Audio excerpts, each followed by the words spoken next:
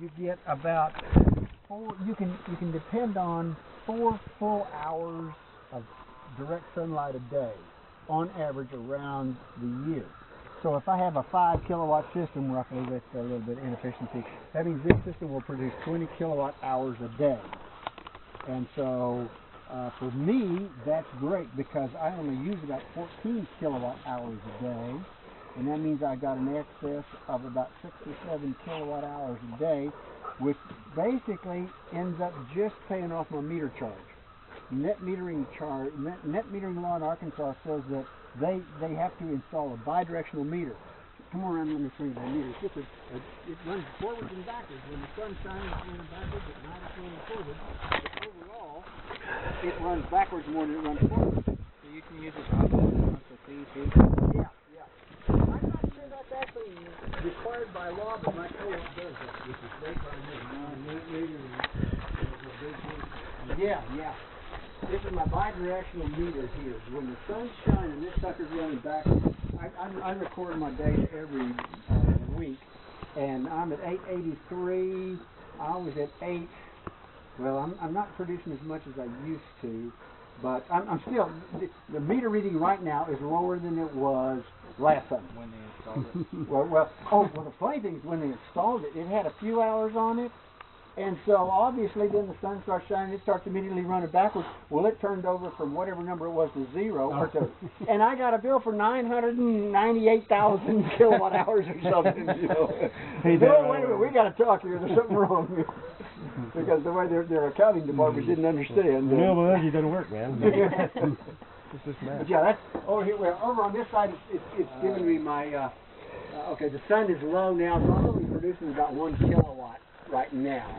This is just giving me my total data on the system, and it says right now 968 watts. It's slowly dropping because the sun's going down. It's also just behind these trees here. I'm going to cut those trees down. But as I said, I produce 20 kilowatt hours a day because you install 1 kilowatt of power, you can expect to produce 4 kilowatt hours a day from that.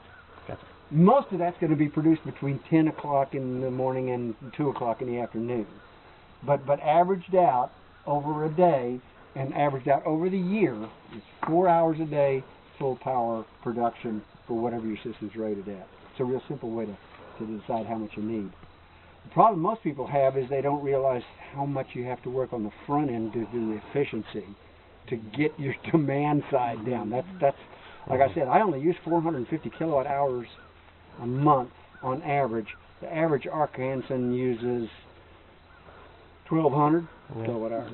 I'm running at a third of what most people do. And I still got a nice well-lit house, and it's warm in there. Your house is great, man. You can make the chili in it. That's right. Yeah, I got everything. I mean, people start thinking, oh, yeah, well, he's doing that because he lives in a hole in the ground or something. But my house is as warm, and I got a big TV and all that stuff. Computers, the 30-cent killer. Washing machine. Oh, yeah. I got a dryer I bought in 1980. And the reason I still got it is because I never used the damn thing. There's my sheep over here. Those are all hair sheep. They don't grow wool. They're bred to just be meat animals. I've got 3 ewes that I'm a little late on. I should have got them and sent them off already, but towards December, when the deer processes slow down, I can take my sheep off and turn them into lamb chops and chili. Yeah. Bob, you're just on this side of the road, right? Yeah. Don't on the other side. Although I don't want to buy a lot of land, but just anything that touches my land. Yeah. I'm always looking out for it. Nice to have a buffer. Yeah. Yeah, I bought 17 acres down here, or 15 acres, depending on which survey. But I bought land down here, and then a chunk up that way came up that was just barely touching me. It was 80 acres, and it's landlocked. Mm-hmm. And so I got it for a song. It was like $300 an acre, $320 an acre. Yeah. Back how many years ago? Well, that was 20 years ago. But even then, that was a bargain. Yeah. And it's because it was landlocked, and if you didn't have land touching it, you couldn't get to it.